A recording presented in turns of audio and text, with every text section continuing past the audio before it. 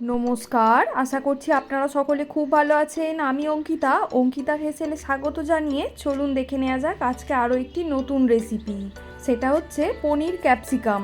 একদমই একটি নিরামিষ রেসিপি। প্রথমে এইরকম 250 গ্রামের একটা আমুলের পনির নিয়ে নিয়েছি, সেটা এরকম কিউব করে কেটে নিয়েছি, আর একটা ক্যাপসিকামও কিউব করে কেটে নিয়েছি। 2 টেবিল চামচ ভাঙা কাজু, 2 চা চামচ পোস্ত, 3টে কিউব পনির দিয়ে একটা স্মুথ পেস্ট রেডি করে রাখছি। অন্যদিকে হাফ ইঞ্চ আদা, 4টে কাঁচা লঙ্কা দিয়েও একটা পেস্ট আর কি রেডি করে রেখে দেবো।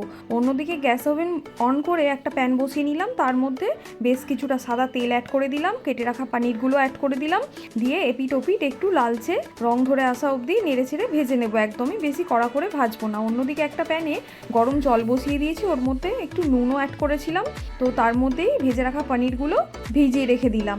অন্যদিকে প্যানের মধ্যে থাকা তেলটার সাথে আর একটু ঘি অ্যাড করে দিলাম, তেজপাতা, শুকনো লঙ্কা, দারচিনি, ছোট এলাচ, লবঙ্গ অ্যাড করে দিলাম অল্প অল্প করে। দিয়ে এবার সেগুলো থেকে ভালো মতো গন্ধ বেরিয়ে এলে 2 চা চামচ আদা কাঁচা লঙ্কার যে পেস্টটা করে রেখেছিলাম সেটা অ্যাড করে দিলাম। সেটাও বেশ খানিকটাক্ষণ নাড়াচাড়া করে আদার কাঁচা গন্ধ যাওয়া অবধি একটু কষিয়ে নিয়ে অ্যাড করে দিলাম আর একটা যে কাজুর পেস্ট করে রেখেছিলাম। তারপর 1.5 চা চামচ মতো অ্যাড করে দিলাম ধনে, আর 1 চা চামচ মতো অ্যাড করে দিলাম জিরের গুঁড়ো।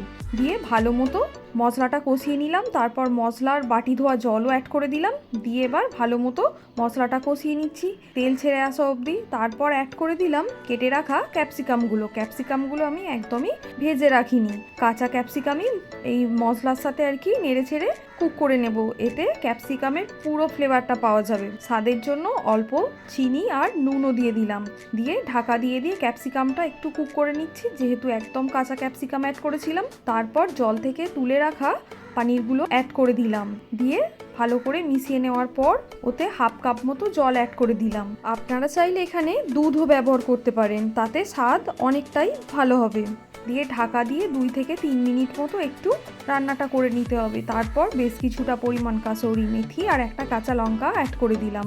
নামাবার আগে আরও কিছুটা কাসৌরি মেথি আর ঘি অ্যাড করে ঢাকা দিয়ে কিছুটা সময় স্ট্যান্ডিং টাইমে রেখে দিলাম। ব্যাস রেডি হয়ে গেল পনির ক্যাপসিকাম, একদম নিরামিষ পদ্ধতিতে। গ্রেভিটাও বেশ ক্রিমি টেক্সচারের হয়েছিল। রুটি, পোলাও, রাইসের সাথে ফাটাফাটি লাগবে।